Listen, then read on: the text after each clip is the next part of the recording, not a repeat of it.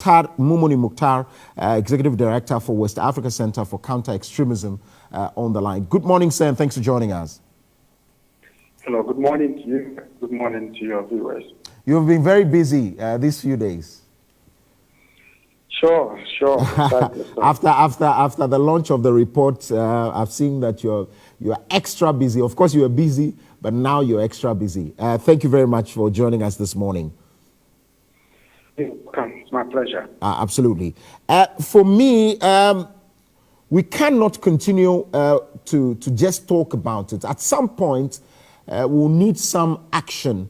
And I don't know when, but I can just take your thoughts once again on this.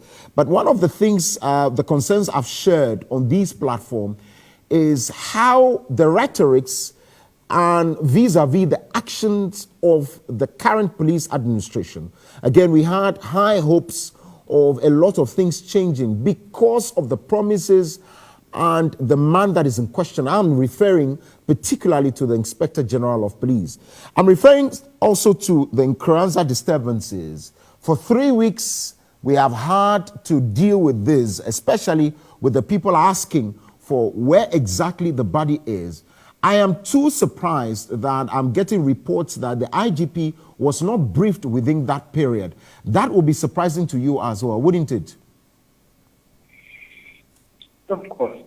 This is a very, very sad situation we are in now. In talking about security and situation. Oops. We lost Mr. Mukhtar there. We'll try and connect back to him. But of course, I'm just worried, and I've expressed concerns. Even a day before the violent clash there, I sat here and warned that if we quickly, the IGP does not get up to go there that day before the clash happened the next day, we're going to have those clashes. I sat here. Because the youth were agitated, they couldn't get any correspondence from the police. They were assured of finding that body of Albert Donko, the slain Albert Donko. They never got any. I sat here and I spoke about the fact that if the IGP does not get up now, because again, he's a figure that the people might want, then the next day, he didn't go there. We didn't hear of anyone going there. The next day, the clashes happened. And for me, that's my worry, that even me, I didn't have to go to any police training to understand that you needed a certain conversation with the people. You needed a certain conversation because you needed to calm tempers. The police command assured them of Monday of having some info. They didn't have that. The regional minister promised saying they never had that. Tuesday, they were agitated and they marched on. So for me, I never ever was expecting anything new. Let's head back to the lines and speak to Mukhtar, Mumuni Mukhtar. Hi, sir, and thanks for joining us again.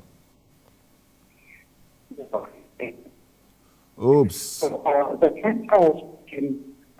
Hello, sir. If you can still reposition, we'll be glad. Your line is extremely and terribly bad.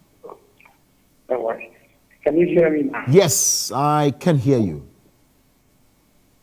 All right. Right. So it is worrying for all of us that we're continuing to see security play out in this manner, especially under an IGP who has significant level of goodwill and support of the local population. An IGP that we all have strong confidence in and support in the way he has carried himself. He has dictated how an IGP should be. And so we expect that things like this should not be happening under his leadership. I think the bigger problem in and other security agencies conducting themselves in this manner and going scot-free, so to speak, is a product or a problem that has to do with the lack of oversight and responsibility. Institutions who are supervised that the whole police administration, the security institutions are wholly accountable for their work. We have Parliament with the Defense and Interior Committee that is intended to ensure that the exercise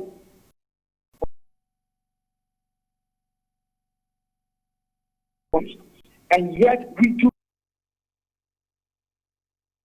And so we will continue to have Techiman happening, we will continue to have Ejura happening, we will continue to have Nkoranza happening the way it is happening.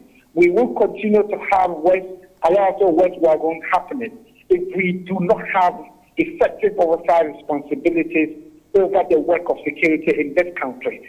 People are getting away with impunity and human rights violations under a democracy that is meant not just to be a baby democracy. It's a democracy we happily describe as a mature democracy, over 30 years of practice and existence. These are things that we should not be, tolerating within the system. And so we need to do more in terms of oversight responsibility over the work of security agencies in this country. But I mean, yesterday we spoke about the supervisory role that the court committee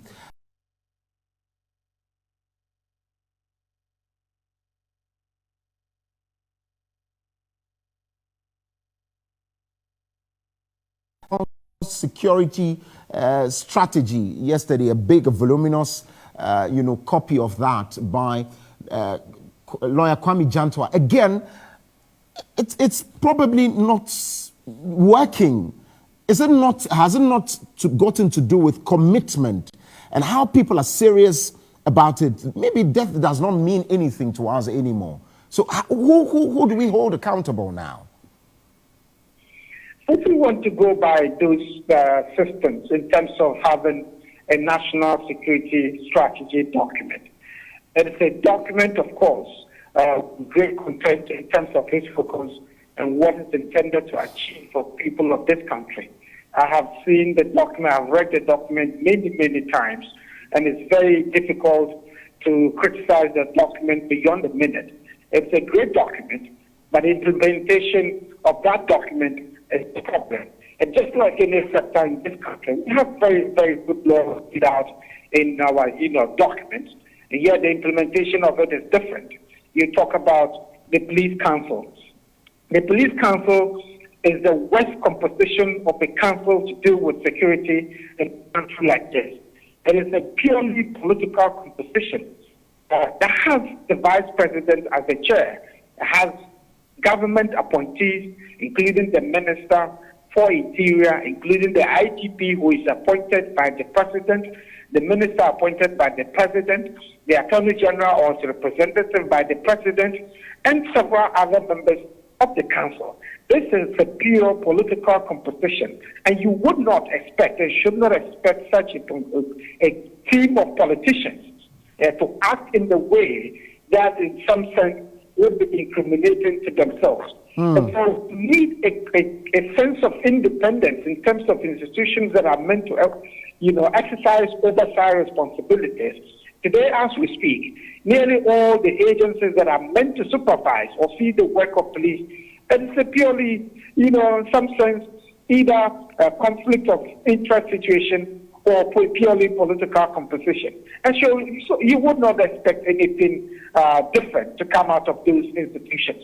So we need to start calling for those structural changes, those structural reforms to ensure that we have neutral, strong, effective oversight responsibilities over the work of security in this country. Otherwise, we will continue to have, these things happening, and probably worse. If you remember the recommendations of the Short Commission report, this was one of the greatest, pieces of work done by a committee on a very important matter like this. And yet, the recommendations were almost thrown out in terms of implementation. We did not see any implementation of those recommendations. And in some sense, completely dismissed by such high-level caliber of, people in this country. That is because the people who are charged exercise responsibilities through political, through the lens of politics. And we do not have the other agencies in terms of the oversight to ensure that they are compelled to do in terms of implementing the recommendations of the committee. And so there's a lot to do with structural changes and structural reforms I see. to ensure that we deal with security in this matter. You will see people on social media, traditional media, complaining all day and all kinds of things. It amounts to nothing if we do not have a strong institution that can compel the police administration to ensure that they are held accountable for what they do. You remember the Asawasi 7 that were shot and killed, you know, they came with fabrications of what these elements were supposed to be, that they were armed robbers who were caught in exchange of fire and they died in the process. And yet, the recommendations of the committee, the findings of the committee were that they were not at all armed. They were not at all armed robbers. They were not at all engaged in any form of... Your call has been put on hold. Please...